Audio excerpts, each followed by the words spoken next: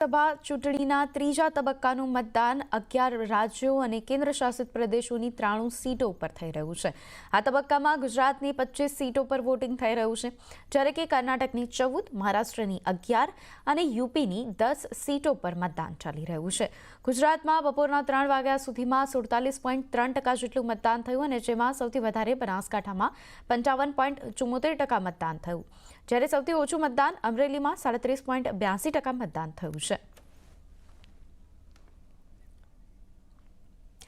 તો સીધા ground report લઈએ આપણે। અમદાવાદથી સંવાદદાતા કેતન જોશી આપણી સાથે જોડાઈ ગયા છે અને રાજકોટથી સંવાદદાતા હાર્દિક જોશી પણ આપણી સાથે જોડાઈ ગયા છે।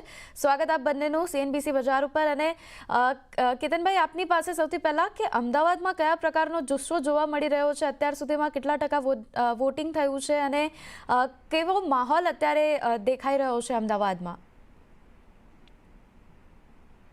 જુઓ, જે રીતે 3 વાગ્યા સુધીના આંકડા આવે છે એ મુજબ અમદાવાદની 2 સીટ, અમદાવાદ પૂર્વ અને પશ્ચિમ, ત્યાં 42 થી 43% જેવું મતદાન થયું છે।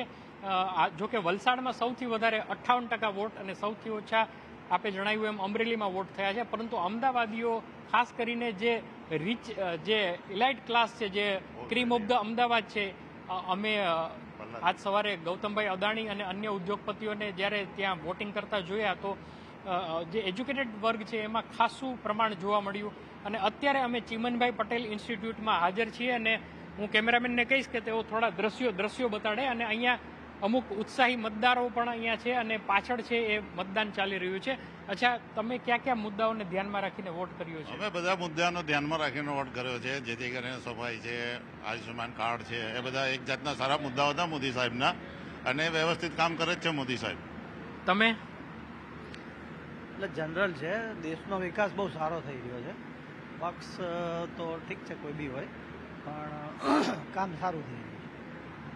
તો ખાસ કરીને જે મતદારનો જુસ્સો છે, વિકાસની આ જે યાત્રા છે તેમને આગળ ધપાવવા માગે છે।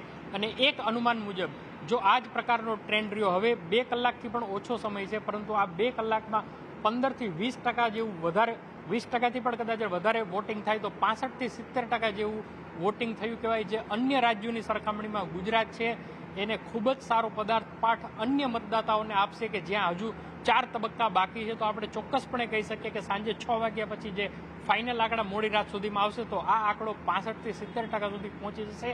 ગઈકાલથી અમદાવાદમાં યલો એલર્ટ જાહેર થયું છે। ગુજરાતમાં 40 થી 43 ડિગ્રી તાપમાન છે, એવામાં પણ જો લોકો આવો ઉત્સાહ દેખાડે તો સ્વાભાવિક છે કે મતદાતાઓને સલામ જ કરવા જોઈએ। અને જે રીતે આ ઉત્સાહ છે એ જોતા લાગે છે કે ગત લોકસભાનો રેકોર્ડ ભલે 2-4%થી પણ તૂટે તો નવાઈ નહીં। જી બિલકુલ કેતનજી, અને આપના હાથમાં પણ મતદાનની નિશાની અમે જોઈ રહ્યા છીએ, એટલે આપે પણ સૌથી પહેલાં મતદાન કર્યું છે એ અહીંયાથી CNBCના દર્શકોને જણાવવું રહ્યું।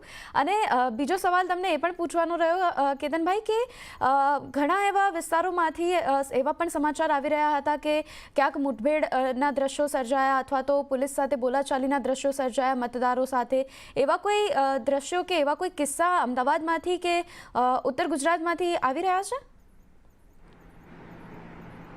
બિલકુલ, જુઓ, વાસણા એરિયા છે ત્યાં શક્તિસિંહ ગોહિલ ગયા હતા અને ખાસ કરીને જે વોટિંગ બૂથની અંદર જે ભાજપ, કોંગ્રેસ કે દરેક પાર્ટીના 2 થી 3 લોકોને ત્યાં બેસવાની અનુમતિ હોય છે, તો તેઓ બીજેપીના સિમ્બોલવાળી પેન સાથે બેઠા હતા। તો ચૂંટણી પંચને આ બાબતની ફરિયાદ થઈ છે। બાકી કોઈ આપણા ધ્યાનમાં અત્યાર સુધી એવો મુદ્દો નથી આવ્યો, કોઈ અનિચ્છનીય બનાવ પણ નથી। જે પ્રમાણે પ્રશાસને તૈયારી કરી હતી એ મુજબ શાંતિપૂર્વક મતદાન થઈ રહ્યું છે। 1-2 બનાવને બાદ કરતાં આપણે કહી શકાય કે ગુજરાત છે એ અન્ય રાજ્યો માટે આદર્શ બની રહેશે। હજુ સુધી કોઈ એવી મોટી ઘટના નથી બની। જી બિલકુલ કેતન, આભાર આપનો જોડાવા માટે અને ગ્રાઉન્ડ રિપોર્ટ દર્શકો સુધી પહોંચાડવા માટે। અને સાથે જ રાજકોટથી સંવાદદાતા હાર્દિક જોશી આપણી સાથે જોડાયેલા છે। હાર્દિકજી, આપની પાસે આવવા માંગીશ, કેવો માહોલ છે રાજકોટમાં અત્યાર સુધીમાં અને કયા પ્રકારનું વોટિંગ આપણે જોવા મળ્યું અત્યાર સુધી? હા, ચોક્કસથી જો રાજકોટની વાત કરવામાં આવે તો રાજકોટ બેઠક પર જે 3 વાગ્યા સુધીનું જે મતદાન છે તે 46.47% સુધીનું નોંધાયું છે। પરંતુ અત્યારે જે રાજકોટમાં છે તે આક્રમક ગરમી પડી રહી છે। અત્યાર સુધીનું હાલનું જે મહત્તમ તાપમાન છે તે 41 ડિગ્રીની આસપાસ પહોંચ્યું છે, જેની સીધી જ અસર મતદાન મથક પર પણ જોવા મળી રહી છે। કેમ કે અહીંયા અત્યારે જે છે મતદાન માટે હજુ કોઈ મતદારો નથી આવી રહ્યા, કેમ કે તડકાથી બચવા માટે અત્યારે મતદાન કરવાનું લોકો ટાળી રહ્યા છે। હાલ આપણી સાથે પ્રિસાઇડિંગ ઓફિસર છે, આપણે એમની સાથે પણ વાત કરવાનો પ્રયાસ કરીશું. શું કહેશો, મતદાન આ વખતે કેવું છે? સવારથી મતદાન તો બહુ સારું છે. અત્યારે 750 વોટર જેટલા ઓલરેડી અત્યારે વોટિંગ કરી ગયા છે. હાલ થોડા જે બપોરનો તડકાના હિસાબે હોઈ શકે થોડું ફ્લો ઓછો છે, પણ 750 જેવું વોટિંગ થઈ ગયું છે અત્યાર સુધીમાં.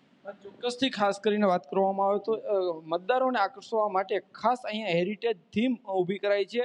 અહીંયા આવતા મતદારોને જે છે કોઈ સ્થળે ફરવા ગયા હોય તેવો અહેસાસ પણ થતો હોય છે. એ રીતના આખી થીમ ઊભી કરાઈ છે. રાજકોટની બેઠક છે તે ગુજરાતની સૌથી મહત્વની બેઠક માનવામાં આવે છે, કેમ કે આ રાજકોટની બેઠક પરથી ને ભાજપ અને કોંગ્રેસના બે દિગ્ગજ નેતાઓ ચૂંટણી લડી રહ્યા છે. એમાં પણ વાત કરવામાં આવે તો આ વખતે જે ક્ષત્રિય આંદોલન હતું તેમનું એપિસેન્ટર પણ રાજકોટ શહેર રહ્યું હતું. ત્યારે કહી શકાય કે રાજકોટની આ બેઠક પર મતદાન છે તે વહેલી સવારમાં જે છે મતદારો મતદાન પોતાની પવિત્ર ફરજ નિભાવી ગયા, પરંતુ છેલ્લી 2 કલાક થયા તમામ મતદાન છે તે ક્યાંક ને ક્યાંક અત્યારે આ રીતના ખાલી જોવા મળી રહ્યા છે. ખાસ કરીને વાત કરવામાં આવે તો રાજકોટની બેઠક છે તે જે કહી શકાય કે ખૂબ જ મહત્વની છે. સૌરાષ્ટ્રનું એપિસેન્ટર પણ માનવામાં આવતું હોય છે. ત્યારે હાલ જે રીતના વાત કરવામાં આવે તો એક તરફ મતદારોને આકર્ષવા માટે તંત્ર દ્વારા વિવિધ પ્રયાસો કરવામાં આવી રહ્યા છે, તો બીજી તરફ કહી શકાય કે રાજકીય પક્ષો દ્વારા પણ પોતાના પક્ષે મતદાન થાય તેવું અંતિમ ઘડી સુધી જે છે પ્રયાસો કરવામાં આવ્યા હતા. પૂરેપૂરી તાકાત બંને પક્ષોએ લગાડી દીધી હતી, પરંતુ ક્યાંક ને ક્યાંક હાલ જે રીતના વાત કરવામાં આવે તો તાપમાનને લીધે રાજકોટમાં અત્યારે નિરસતા જોવા મળી રહી છે. વહેલી સવારમાં સોસાયટીઓમાંથી લોકો બહાર નીકળ્યા હતા, સામૂહિક મતદાન પણ કર્યા હતા. લોકશાહીના પર્વને ઉજવવા માટે લોકો છે ઢોલ નગારાના નાદ સાથે પણ નીકળ્યા હતા, જે અગાઉની ચૂંટણીમાં આવું ક્યારેય ન જોયું હોય તેવા દ્રશ્યો પણ આ વખતે સર્જાયા હતા. જી